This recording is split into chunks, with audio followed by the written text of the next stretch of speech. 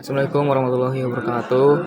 Perkenalkan, nama saya Willy Humaydi dari kelas 11 TAV 2. Pada kesempatan kali ini saya akan membahas tentang salah satu komponen elektronika yang cukup penting dan banyak digunakan dalam berbagai rangkaian elektronik, yaitu dioda.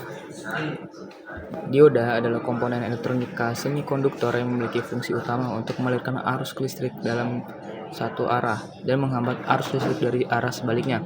Karena sifat tersebut, dioda sering diibaratkan seperti sebuah katup satu arah. Jika arus masuk melalui arah yang benar, maka arus dapat mengalir. Namun, jika arus masuk dari arah yang berlawanan, maka arus akan terhambat. Secara umum, dioda memiliki dua terminal atau dua kaki, yaitu anoda dan katoda. Anoda bisa menjadi sisi positif, sedangkan katoda menjadi sisi negatif. Pada bentuk fisik dioda, posisi katoda biasanya ditandai dengan garis atau gelang pada badan dioda, seperti pada gambar di atas. Penandaan ini sangat penting agar kita tidak salah memasang dioda pada sebuah rangkaian. Cara kerja dioda bergantung pada bagaimana dioda tersebut diberikan tegangan. Ada dua kondisi utama, yaitu bias maju atau forward bias dan bias mundur atau reverse bias.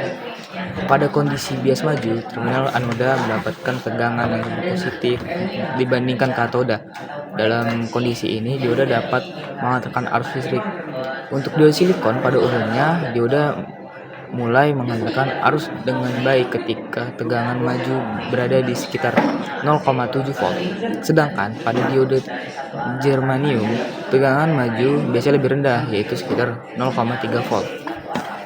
Sebaliknya, pada kondisi bias mundur, katoda mendapat tegangan yang lebih positif dibandingkan anoda. Dalam kondisi normal, dioda akan menghambat aliran arus listrik. Namun, jika tegangannya mundur terlalu besar dan melebihi batas kemampuan dioda, dapat terjadi kondisi yang disebut breakdown pada jenis dioda tertentu.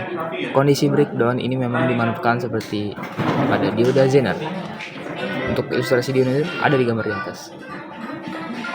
Dioda memiliki berbagai macam jenis dengan fungsi yang berbeda-beda. Salah satunya adalah dioda penyearah, yang digunakan untuk mengubah arus bolak-balik atau AC menjadi arus searah atau DC. Dioda jenis ini banyak digunakan pada rangkaian power supply. Contohnya pada rangkaian ini ada di atas. Kemudian ada dioda Zener, yang digunakan untuk menjaga atau menstabilkan tegangan pada suatu rangkaian. Ada juga LED atau light emitting diode, yaitu dioda yang dapat menghasilkan cahaya ketika dialiri arus listrik. LED banyak digunakan sebagai indikator lampu hingga berbagai macam perangkat elektronik.